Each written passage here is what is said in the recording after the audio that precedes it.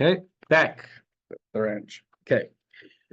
Moses assembles the people of Israel and reiterates to them the commandment to observe the Shabbat. They've already heard it at Sinai. Tells them again. Then conveys, and this is almost the entire Torah portion afterwards, he then conveys God's instructions regarding the making of the Mishkan, the tabernacle.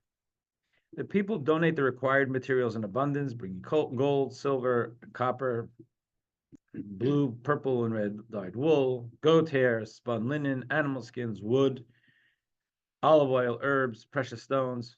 Moses actually has to tell them to stop giving because they're getting overwhelmed.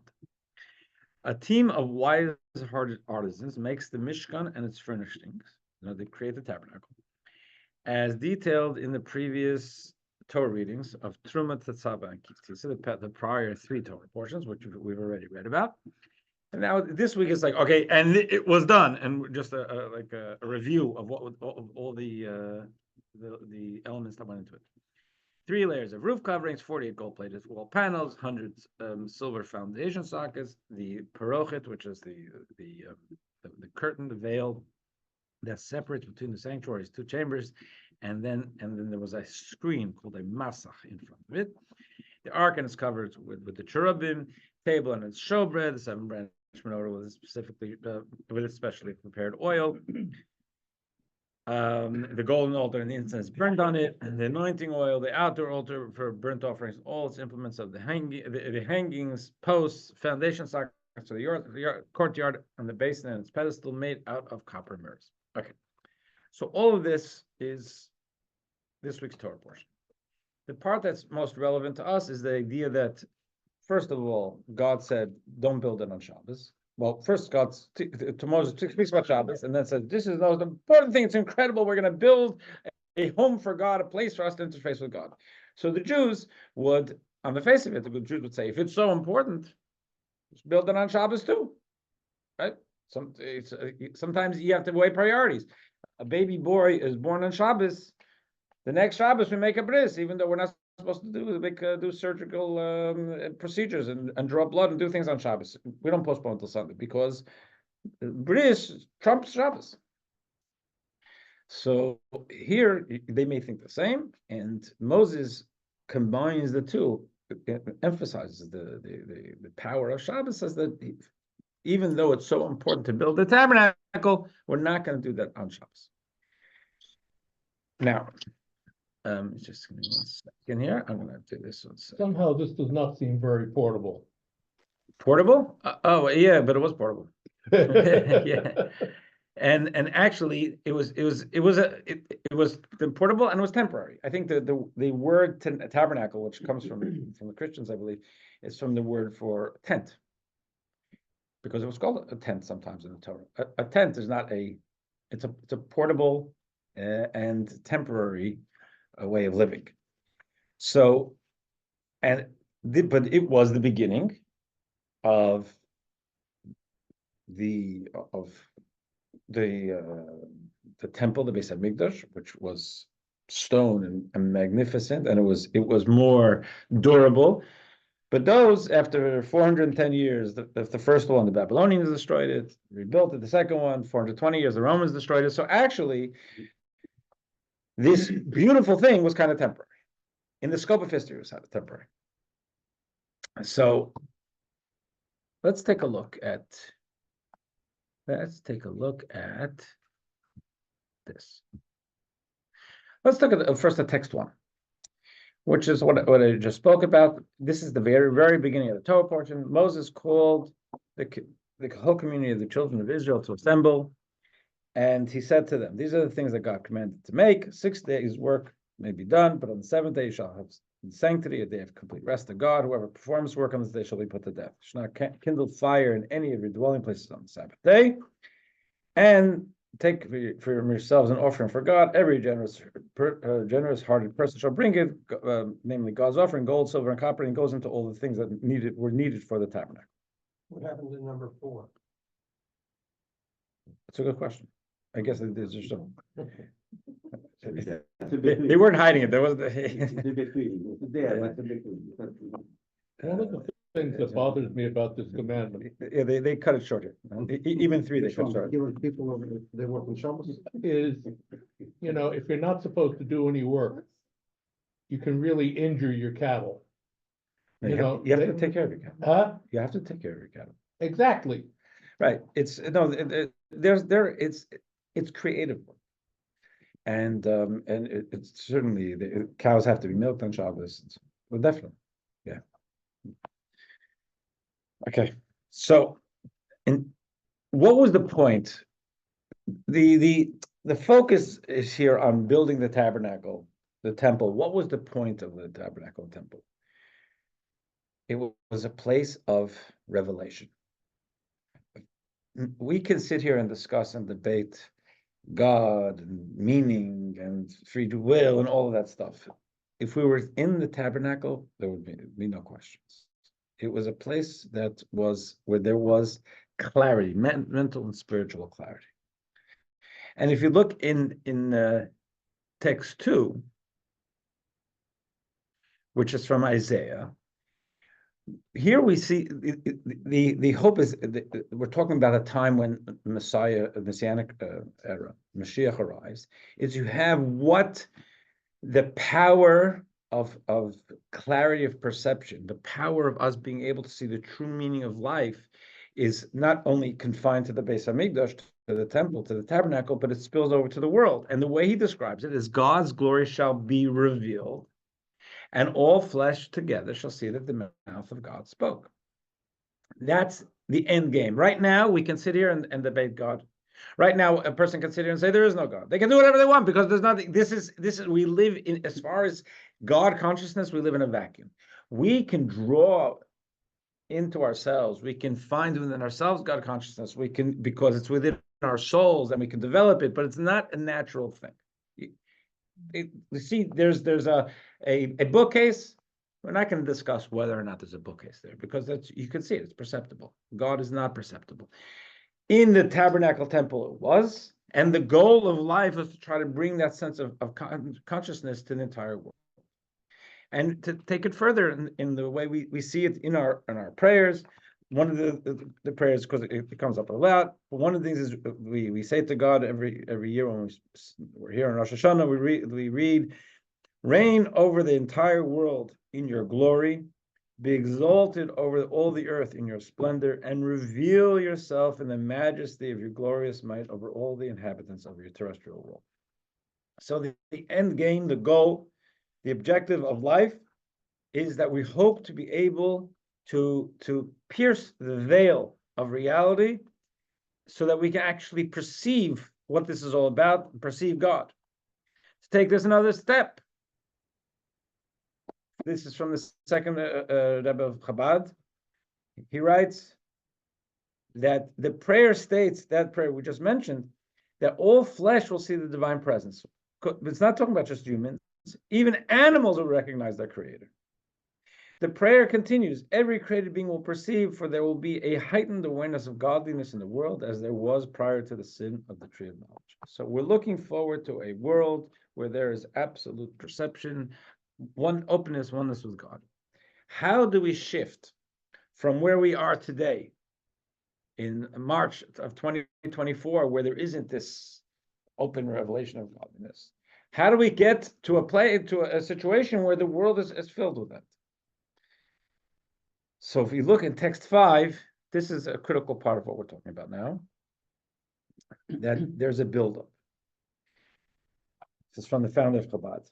Now, this ultimate perfection of the Messianic era, the perfection of the Messianic era, it means the open revelation, and the time of the resurrection of the dead, which is where also we see the godliness and the eternal godliness within the human body, meaning the revelation of God's infinite energy in this physical world, is hinged upon our actions and divine service throughout the period of exile. What Rabbi Zalman is saying is that we build that reality. And I have to pick up my cup of tea and I say a blessing before the tea, before drinking the tea, and I say, thank you, God, for creating all things so that I can benefit from them. In other words, I don't just drink my tea because I want my tea, but I recognize it's God's world and there's a purpose in it. That's a mitzvah. That mitzvah creates energy of revelation, even though I don't see it. Still a plain old paper cup. I'm not saying God here, but it kicks up a notch the revelatory energy of the world. For it is the mitzvah itself that means it creates its reward. By performing the mitzvah, one draws down godly energy from above. So what he's doing, and they only take a snippet, his idea is that this is cumulative. And the more mitzvahs done over thousands of years, the more we're accumulating this energy, which will eventually burst forth and with the coming of Mashiach, and then we'll see the world will show itself for what it is. So, for example, one of the things that again they only limited sources here, but one of the things Isaiah says is that when Mashiach comes, the walls.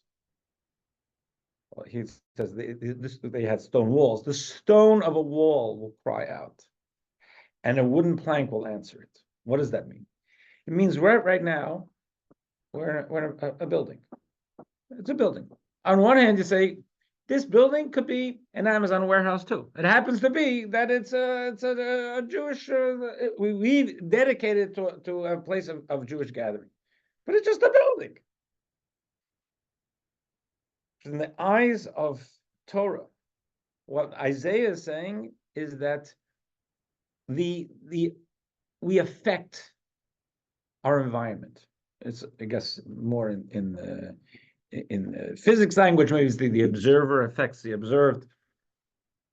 And therefore, what Isaiah is saying is when Mashiach comes, the walls will shout what went on in them. Why? In other words, I don't think he means literally will shout. The idea is we will see what the earth has absorbed.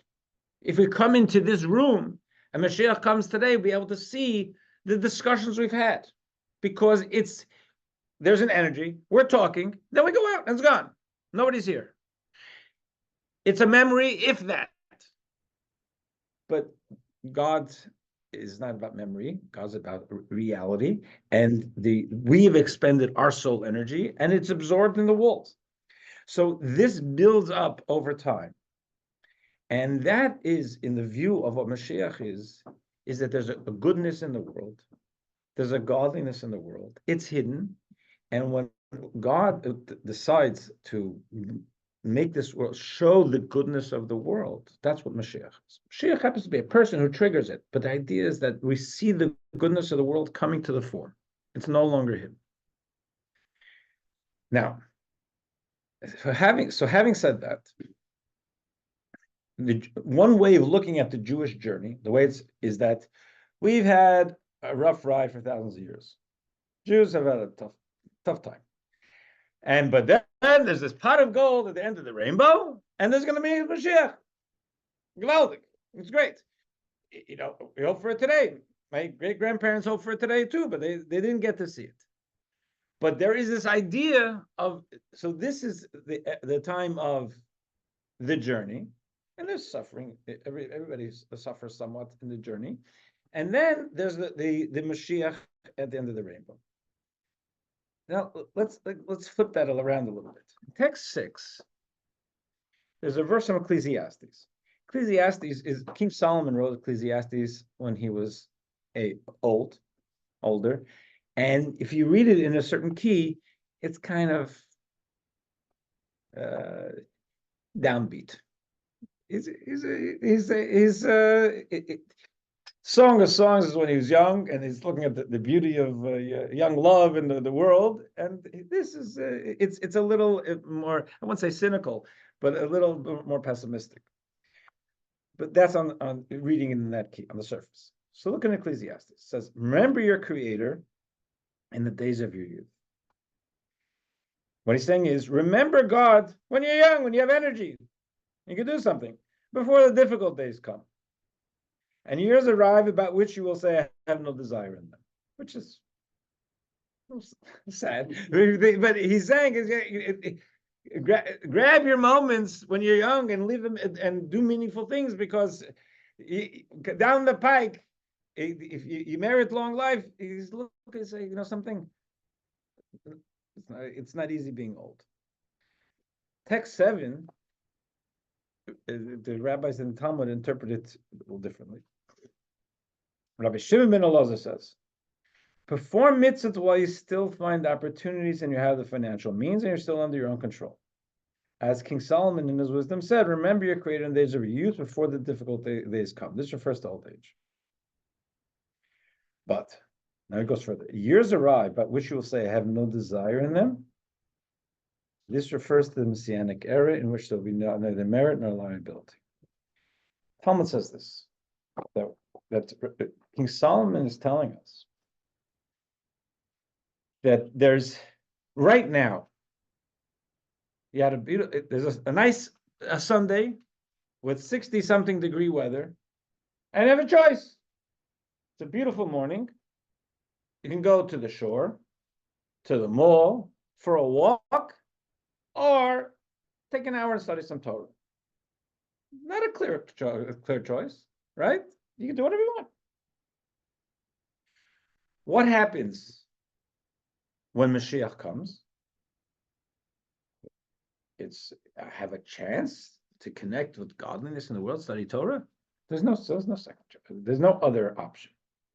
There's, with pure consciousness, then all the decisions are clear. Most of our moral dilemmas come because there isn't internally a clarity as to what the right thing to do is. If you think about it, for most of us, there are some things we'll never do. You're never going to murder someone, right? I mean, that's just not the what we do. Pedophilia, there's something just off the table. But then there's something that aren't so good, but you know something, maybe if no one would find out, if I could, whatever, because there's a moral murkiness. What happens when there's moral clarity? And usually moral clarity will be when we can see what it really is. So perhaps a pedestrian example of that would be someone's a smoker. I don't know if any of you are smokers, I'm not knocking that, but I'm just saying that if someone's a smoker and then they go and they can see an actual lung and what was done by the smoke, that might help and say, something, this is what I'm doing to myself. Probably hasn't helped. But the thing is that there's a certain, when there's a clarity, the moral decisions come from the murkiness. And we're looking and say, that looks like it's going to be so much fun. And my head tells me there are consequences that aren't great, but that you don't see those consequences. When you see the consequences, the decision becomes clear. So while we have free choice right now, that free choice really doesn't exist in the time of Mashiach. Because I'm living in a world, I see exactly what's going on. I see that by doing something positive, I am connecting myself with God, which is all I want. By doing something not good, I'm unplugging myself from God. The decisions aren't there. The moral dilemmas aren't there anymore. The moral dilemmas that exist now. So what the Talmud is saying is that King Solomon said, do your mitzvahs now while there's the struggle. Because there's going to be a time that comes, Mashiach, and you're going to say, I don't want that. No, we don't want Mashiach. Of course we want Mashiach. But once Mashiach comes, you'll be longing for the days of struggle. Say, I had a life, and I had to struggle, and I accomplished. I did good things, and I didn't have to. I could have done different things. So even though they're not really saying that we're going to say, we don't want Mashiach, there's going to be a wistfulness, a longing for the days of struggle. That's what the Talmud is telling us here. Why is that? The Messianic world is going to be so wonderful that we'll be happy about it. we're going to be very happy about it. Yes. But we're going to see that what created that wonder, that beauty, was our succeeding in moral struggles. And now we no longer have the moral struggles. We will only truly appreciate the power of making a good choice once the choices are you can't make those choices. Your parents, blessed memory, they don't have choices anymore. You still do. So that's the move away from Mashiach for a second, because it's the same model. When the Talmud tells us that the beauty of higher life, of where your parents are now, is more beautiful than all the pleasures of the world rolled into one moment of higher life. At the same time, the Talmud continues, one moment of living life in this world is more valuable than all of higher life. Because this is when you create it. And that's one of the reasons when you go to a grave site, I'm supposed to put away my tzitzis. The Torah, Jewish law says that. You know why you're supposed to put away my tzitzis? Because the language of Jewish law says, don't taunt the dead. They can't do mitzvahs anymore. Now, when I put on my tzitzis, do I think, wow, this is great? I've been wearing these tzitzis for 53 years, or whatever. I put them on when I was 3. Yeah, 53 years. I don't, I because I'm a human and because I'm not that conscious, I take it for granted. But my grandparents, who I'm going to visit, they can see life with crystal clarity. They see oh my gosh, what a cosmic mitzvah you put on, he gets to wear tzitzis. It's similar in the time of Mashiach. My grandparents are in a great place, I'm sure. They're doing great, and your parents also. But the one thing they can't do is a mitzvah. So we're gonna go to Messianic world, which is so wonderful, but we'll still be dissatisfied. It's Jewish, man. But for all the Gentiles, they're not Jewish, they'll be there in Messianic world too. And They'll be happier than us. And the Zechariah says that the language is that 7 Gentiles will hold on to the cloak of a Jew, And to teach me. yeah, but the things because they want to do mitzvahs also, and they have their mitzvahs. But then at the time of the Messianic world, no more mitzvahs. There will be mitzvahs, but it's not going to be the strong. There'll be mitzvahs, but it's not going to be the same moral strong. Okay? So would it be no crime when it is done? No crime, no crime, no crime, and then you can truly defund the police without any negative repercussions. And everybody will be working with a MAGA sign.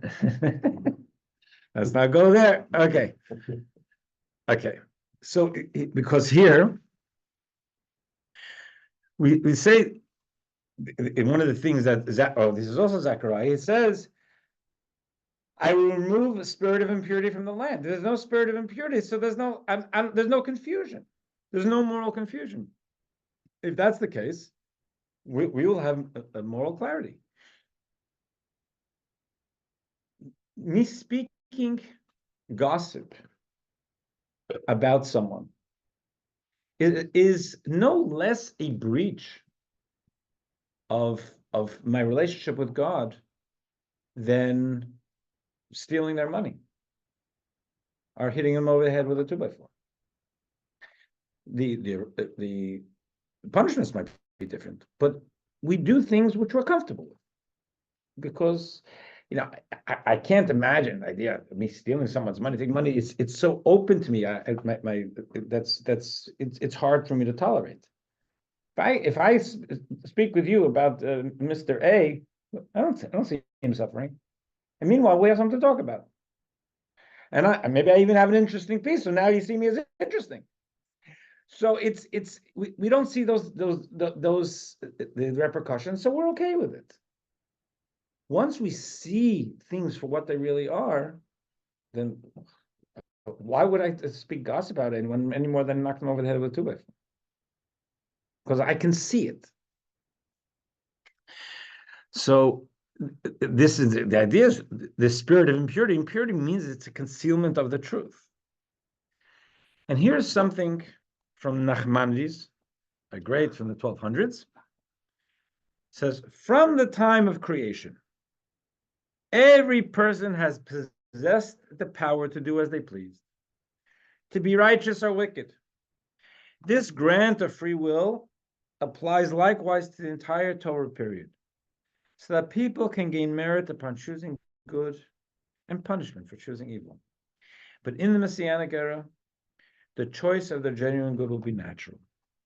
The heart will not desire the improper, and will have no craving for it whatsoever for it. This is reflected in the teaching on the verse, on 155. And years arrive, I bet you will say, I have no desire in them, right? That's the verse in Ecclesiastes, which we reiterated it. The Talmud tells us, which our sages explain as referring to the Messianic era, when there will be neither merit nor liability. For in the Messianic era, there will be no evil desire in humanity. No one's going to want to steal or kill. Rather, every person will naturally perform the proper deeds. Thus, there will be neither merit nor liability in them, for merit and liability are dependent upon desire. So it's not that when Mashiach comes, Hamas is going to go up in smoke. It's that they're going to see what's going on. And all of a sudden, they'll live differently.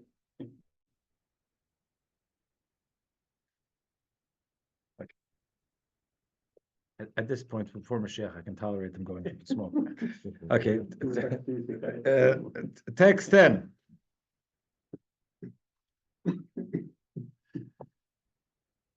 Rabbi Yeshua ben Levi said, what is the meaning of the verse? And you shall keep the commandments, statutes, and judgments that I command you today to do them. This is from the Talmud. What does it mean, I command you today? Who cares when you command them? You command them for all time. It's in Deuteronomy. It means today is the time to do them in this world. Tomorrow is not the time to do them. What's tomorrow? Tomorrow is the world to come. Tomorrow is the time of Mashiach. As there's no obligation or opportunity to fulfill mitzvah in the world to come. This is not talking about times of Mashiach. This is talking about higher life, the world to come. Furthermore, it means today is the time to do them, but only tomorrow in the ultimate future is the time to receive the reward from doing them. So, to bring this circle back, now is the time, and I really think they should have brought that paradox that I told you before about to your parents. Now is our opportunity to do mitzvahs. We don't fully appreciate the power, the cosmic power of a mitzvah until it's too late to do mitzvahs, until the soul leaves the body. That's the paradox.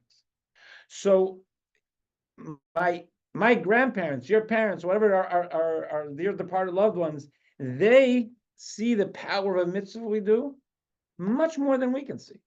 And that's why one of the greatest gifts, or the greatest gift you can give to a departed loved one, is a mitzvah in their honor. Because to them, it's incredible. And for us, it's okay, so I put up a mezuzah. Okay, so I made a bracha. Okay, it's not, we don't, obviously, we can appreciate it at different levels. There's no way we can fully appreciate it within while we're alive. So look at text 11. This is from the previous Lalacha Rebbe. Along these lines, he writes that when Mashiach comes, may it be speedily in our time, amen. Then we shall really long for the days of the exile, which is really very counterintuitive. See, once the pain is over, now the party starts, we're happy. He says, no. You're going to look back and say, we had opportunities to really accomplish.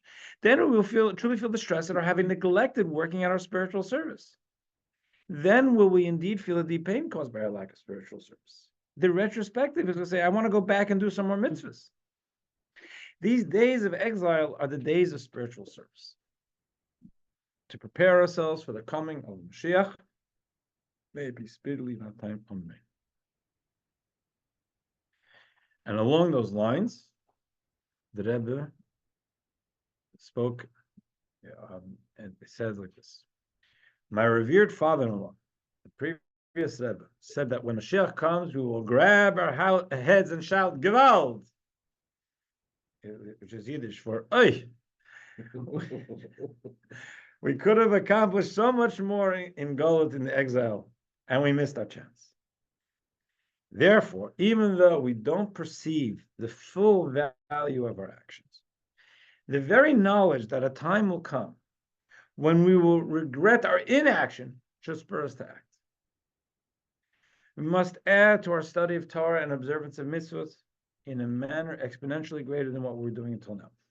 If I have my son who's in college, and we speak at college level yeshiva, say, think about when you get your grades. Think now about your grades. Think ahead, because when you get your grades and say, I should have studied more, it's not going to help you. It's the language of Talmud is the person is wise when they think ahead, when they think about what's going to evolve. And that's what we're saying here. Right now, so Mashiach is coming. If Mashiach is coming later today, I want to cram in as many mitzvahs as possible. We must add to our study of Torah and observance of mitzvahs in a manner exponentially greater than what we were doing until now. We must not suffice by adding only a little bit, or even a proportionally great number. For the time will come when it will be too late to add even one iota. Rather, we must increase in an infinite manner, meaning a manner of self-sacrifice, truly give ourselves over, that stems from the very essence of our souls, to devote ourselves to doing the right things. Okay. So now, the curriculum takes us a little, in the same rhythm, just a little bit of a turn here.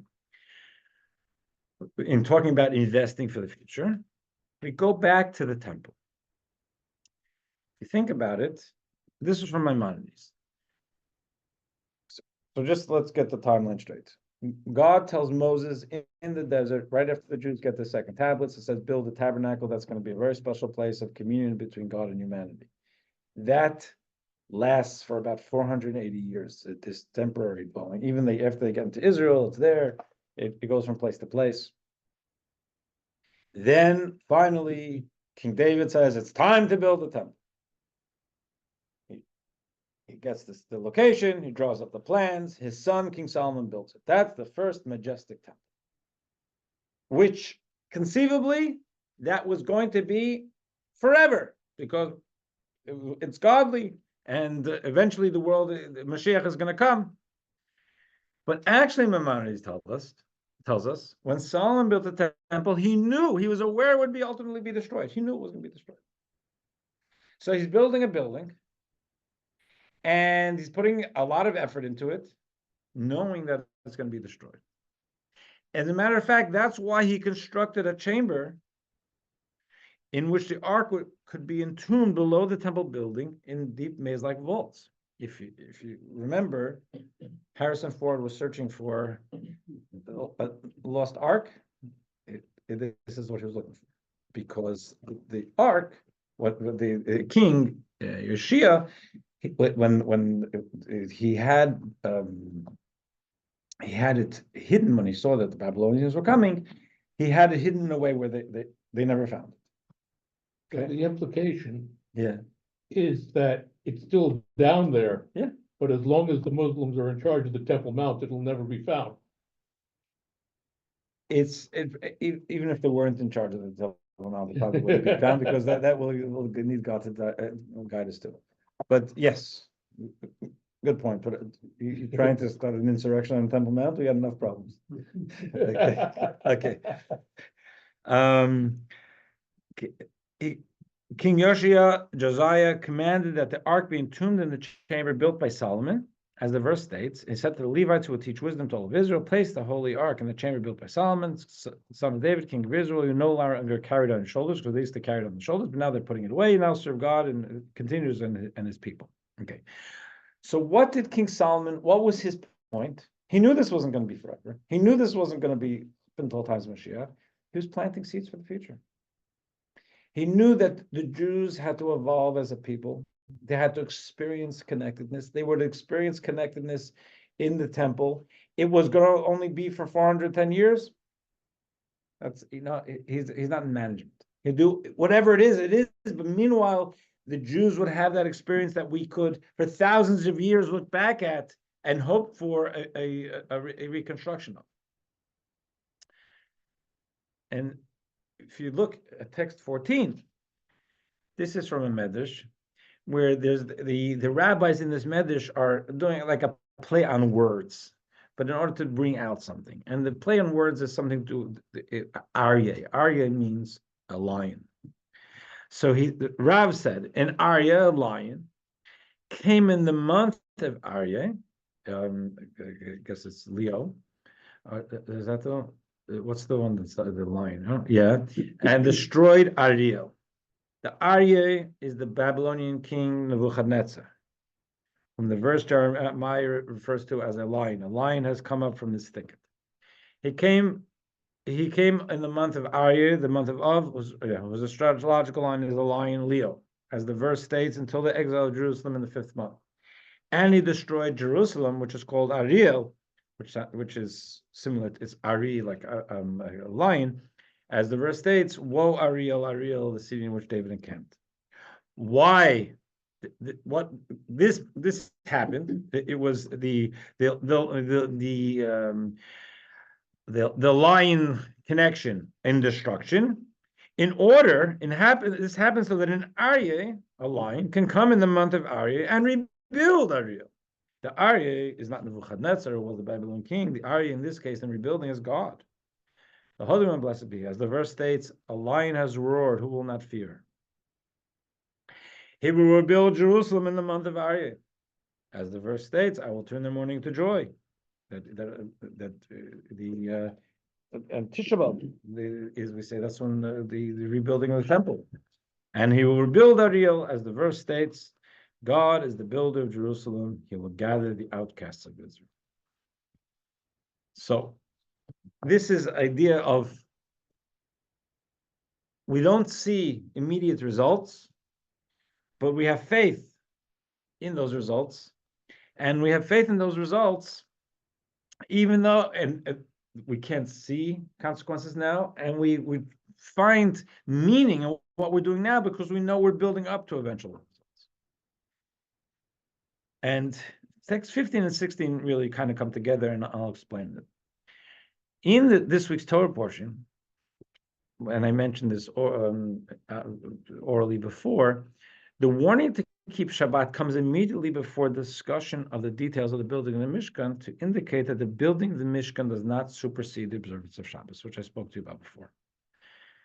But here they're going to take this a little here in the lesson. They take this to a more metaphoric place. There is something that in our grace after meals, across the board, every this is one of the things that all different streams of Ashkenaz, whatever it is, they're all the same. There's a verse there's a prayer we say on Shabbos, and that's in 16. We say, "May the merciful one let us inherit that day that will be all Shabbat and rest forever, life everlasting." What does that mean? We ask for Mashiach to come. We do that every day. Shabbos, we say, we poetically say, God, bring us Mashiach. What do we say? That's the day. That's all Shabbos. What's all Shabbos? All Shabbos is day, no stress. Shabbos as a day of more mental and spiritual clarity. That's the time of Mashiach. Now, so we call it the day, because in Talmudic literature, talk about the world's existence for 6 millennia, and then Mashiach coming in the 7th millennium, right? And now this year, we're in the year of 5784. We're in the 6th millennia, which means if you want to see them as days, we're Friday afternoon. 7th day of Shabbos. So what did they tell us here? That building the tabernacle, as important as it is, you build it before Shabbos. or after. You don't build them on Shabbos. And it's what we're doing with our lives now is building the Mashiach tabernacle, building a better world that we will be able to see and experience on Shabbos, but we have to take care of it before Shabbos.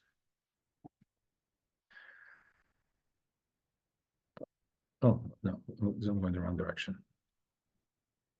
Okay. Did I show this one before? I don't know. Okay. Let's look at the key points. One, we have already built a tabernacle and 2 temples in our Jewish history, all of which were destroyed. The permanent structure and manifestation of godliness that comes with it will be in the Messianic era. Number 2, the godly revelation of future times hinges upon the work we put in now during exile.